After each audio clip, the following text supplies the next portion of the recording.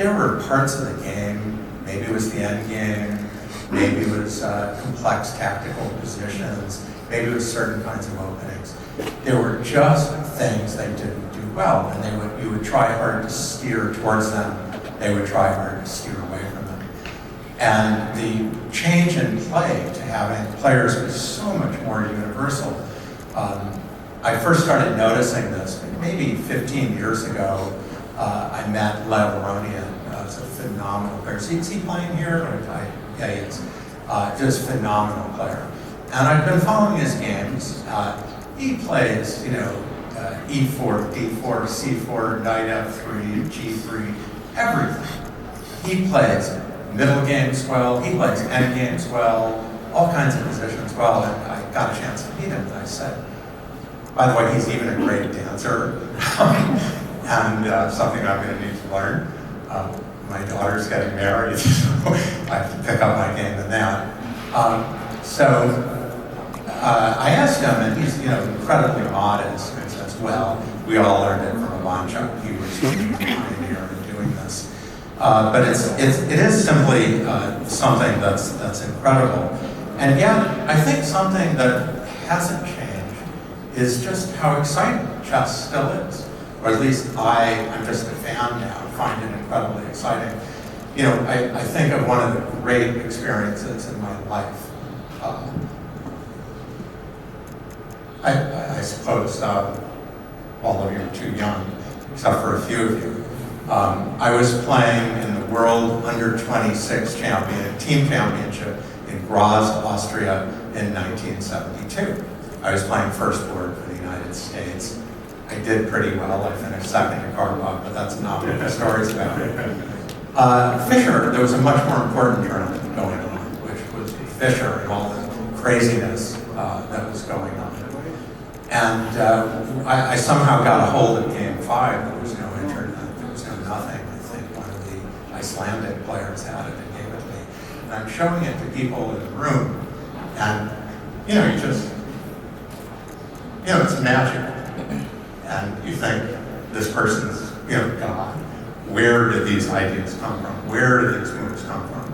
And I still would say I feel that, for example, St. Magnus's best play, many of you, I don't want to, just single him out, but, certainly that's impressive. That someone, I don't know if the game started at move 7 or 17, because I'm not an expert, but I still think that astonishment is still there. Why did I give up chess? Well, there are many reasons. I won't go into all of them before, but actually I was going to mention, in terms of weaknesses, Fischer wasn't good at rook endings. I got to meet Fischer. He came every day to the U.S. Junior Championship in 1969, which lasted maybe 10 days back then. We thought it was incredibly generous of him. He came, he spent time analyzing with us. And he sort of explained that for the last 3 months, he had locked himself in a hotel room. He'd asked for a room with no view so that he could learn rook endings, because he had lost a couple rook endings and did not want that to happen again. And he got better at rook endings. That was amazing. But during that, when he came to the tournament, which I won, he wrote an incredibly flattering article about me. It's on my webpage. He annotated one of my games. I don't know if this is right, but I think it's actually one of only a couple games by not living people that he'd annotated. He was really generous to me in it. And yet, we've been talking with him, and he's saying, this person's an idiot, this person's an idiot. We kind of knew better than me. And I'm thinking, he's saying I'm so talented because he knows I'm no threat to him. And I was 16, I think, when he wrote that, and that dawned on me. Another thing that happened was when I went to be a graduate student at MIT, there was this brilliant young programmer working there, not in the economics department. His name's Richard Greenblatt. Some of you who are in AI or in coding know the name. As I understand it, he was probably 21 or 22 when I met him. Considered one of the great coders of all time. He's considered the founder of the hacking community, and it doesn't mean breaking into your computer, it means something else back in those days. And he had done the first really strong computer program. And he knew who it was, he solicited me, and wanted me to play with it. And it was good. I mean, that's interesting, the rook position, which we're saying was 1980, I mean, I don't know. It was good. I played it maybe 20 games, and I won them all. But I wasn't sure I was going to keep winning them all. And I was thinking, do I want to be the first grandmaster to lose or draw with a computer? And, that was certainly intimidating. And when I gave up chess a few years later, really because I'm so addicted to chess, I wanted to clear my brain to do economics. It was certainly in my mind, this Greenblatt program. I wrote it in Chess Life that I just, didn't think humans would compete and what was there to do. How wrong I was. And the fact is that, chess is incredibly vibrant. It's doing incredibly well. There are anti-cheating measures. Maybe other, Fisher random and stuff may arise someday. But it has not hurt the health of chess. It's really something that's quite remarkable. I sometimes quote that to people in trying to say, it's not the end of the world if AI moves into some spheres where maybe we'll learn a lot. I mean, I think there have been, all you chess players know, just phenomenal breakthroughs in AI. So I want to segue to say a few things about my life as an economist and how chess helped me. And if I get to it, I'll show a few slides. I think it, of course, taught me in a disciplined way to think about strategic thinking. Maybe the most important paper I ever wrote was I wrote the first paper on why having an independent central bank might be helpful to a country, even if you don't like what it's doing at every point in time. If you're looking at the long run, which long-run interest rates do, it actually can be very helpful, even if you don't like what it's doing in the short run. I think also, it was mentioned, I've worked on financial crises, I'll come at the end to that. I gave a speech in August of 2008 in Singapore. The Lehman collapse happened in September 2008. And I was based on my work many years on a book I was doing. I've actually been giving a similar speech. It was to a room this size. There were actually only a couple junior reporters in it. And I just said what I thought was obvious at that point. I wasn't trying to be hyperbolic. I said, I thought the world was going to recession, the financial crisis, financial housing market was going down, and I expected one of the world's biggest banks to fail. And then I went on to mention other things that would happen. And I thought, as a matter of fact, I had to hop on a plane to go to Sweden from Singapore via London.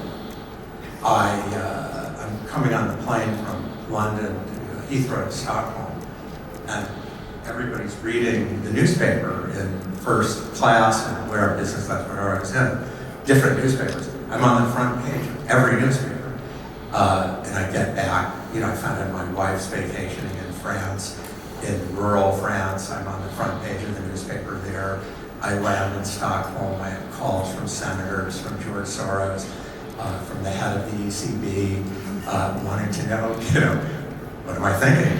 And actually, my reaction was a little bit to hide because I'm someone who wants to study international financial crises, not cause them. But I do think, one of the ways chess was very helpful at that moment was chess teaches you to handle pressure. I'm going to circle just to one kind of last thing that I'm working on now, which is, I mentioned long-term and long-term interest rates. It's something I've been working on. It's intimately related to innovation because there is this theory going around. It's been very popular. I'm sure Boaz knows this, and Timur also does, that for a very long time, everyone on Wall Street, everyone in the major central banks, everyone, not myself, but everyone in economics, thought growth and particularly innovation was going like this. And I did debates around the world with some of the famous economists, Paul Krugman, Krugman, Larry Summers. That won't impress you. But I actually did a debate with Gary Kasparov and Peter Thiel at the Oxford Union in 2012. They had written a very good book on this. They had a lot of good ideas where they were arguing, I won't get it exactly right, if Gary said, well, the iPhone 5 is not that much better than the iPhone 4, and we're just done with significant innovations. I probably lost the debate, I'm not actually sure, but I was making the point that I had seen what AI was doing in chess, and why wouldn't that be applicable to other things? And I stuck with that bet. And why wouldn't it, for example, drive up interest rates? We think that, well, that can happen if the population's shrinking. Who cares if the population's not as important to production, not as important to innovation, that the opportunities are still there? I'm going to show just a few slides quickly if there's no moment. Fantastic. Oh, I hadn't added the chess piece. That's a big improvement. This is a map from a paper of mine about this is 2015, countries in the world where the currency rotates around the dollar. They're in red. The countries that rotate around the euro are in blue, and there's almost a yellow, or countries that, if it's a light red, it's countries that are more loosely related to the dollar. The dollar dominance is just phenomenal. By the way, kind of a mistake in this is I don't have Greenland, which is actually quite big, and it would be in blue, and now I know why Trump wants it. Anyway, you can go to the next slide. So people think that, have gotten this idea that the U.S. can just do anything it wants. This is a chart, and there are many, this isn't mine, this is from the Congressional Budget Office, of where debt is projected at levels nobody's ever seen before, 160% of GDP, it's just one measure. Well, I've debated that this can't go on forever. Go to the next slide. But I was told, no, you're wrong, because interest rates are low. It's a new world. This time is different. Interest rates are never going to go up again. And this is a map, this is a graph that won't be familiar to many of you. It's of the 10-year US interest rate is the most important rate in all financials and markets in the world. It is the bellwether rate. If you tell me what happened to the 10-year interest rate, it's an incredible piece of information about what happened to the dollar, what happened to the stock market, what happened to everything. It's absolutely a bellwether rate. This is the inflation adjusted. It's indexed to inflation, because when you're talking about debt, this actually is the one that matters.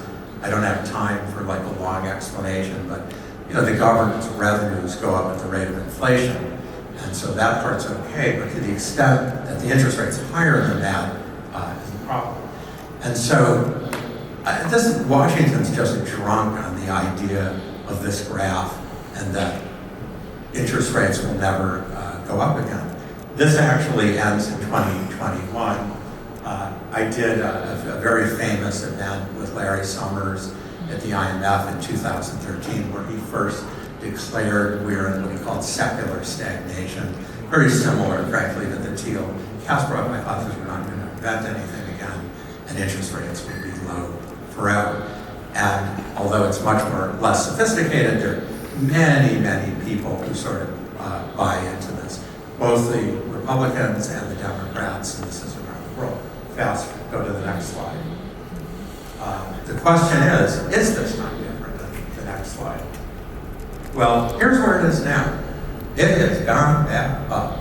Oops, the debt has not gone down. And now U.S. debt service has virtually tripled over a short period because the interest rates have gone up so much. And it's a debate about, is this a blip? Is this because Donald Trump's coming? Is this because the pandemic's over? You can go to the next slide. And this is from a paper of mine in the American Economic Review. It's one of the couple of professional journals just published. This looks at 7 centuries of that data constructed using the fact that so much of libraries are digitized. I'm sure some AI will do this better than I will. This is the global interest rate. But the point is the volatility is not as great as it looks because it's 700 years squeezed onto this. If I stretched out the graph, it would look a little less crazy. But there's a downward trend that maybe stopped 120 years ago. But the period that everyone was talking about, that convinced that interest rates would be low for, that's the little circle area. Everyone was looking at that. They're not looking at the bigger picture. They're not looking ahead. They're looking at short-term strategy. Fast forward to the next slide, please. So let me just sort of conclude with another, this time is different thing, which is the dollar. All of you are from other countries, is really high. And this is a measure of the dollar adjusted for the price levels in different countries. My graduate students who get their stipends in local currency, say in euro, are just despondent over this because everything's so expensive. I assume for some of you it makes the prize fund a little nicer because it's in dollars. My son, who's not here, wants me to do TikTok videos about this because he says no one listens to anything you say on CNBC or Fox or ABC or anything. You have to do a TikTok video. And he wants me to do something like, and so the point is that this actually only happened twice before, in 1985 and 2002. I actually wrote about this a lot in 2002, and I was at the IMF and predicting it would come down. And both in 1985 and in 2002 it came down. So he wants me to do something like 1985, dollar was high, came down. 2002, dollar was high, came down. Now it's high, it's going to come down. And then you repeat that 20 times. And evidently that creates a successful TikTok video. I haven't done that. We can go to the last slide. This is two books of mine. First is on the right, because this time is different, which is a scholarly book, but since chess players are obsessed with rankings, it reached fourth on Amazon of all books for almost a week, actually a year after it came out, because it had something to say about the financial crisis.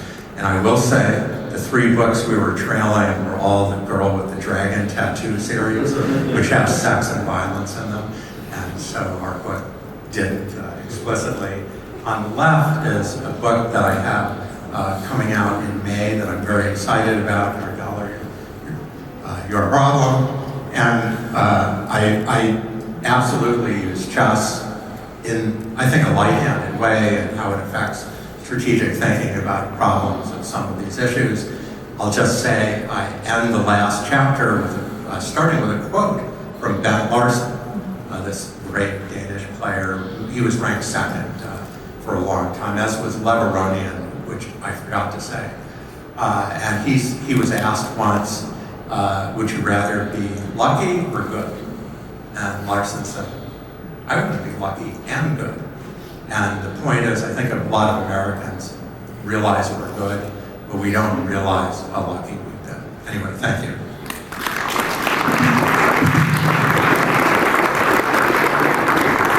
Thank you so much, Ken. Well appreciated. Well, please remain seated. We're in a little bit of a tight schedule because the timing was a little bit delayed. So please remain seated while we reset this stage for a very interesting panel discussion that we are about to have. So just give us a few minutes while we take care of that, and we'll be right back with a panel discussion with some of these amazing speakers. Thanks.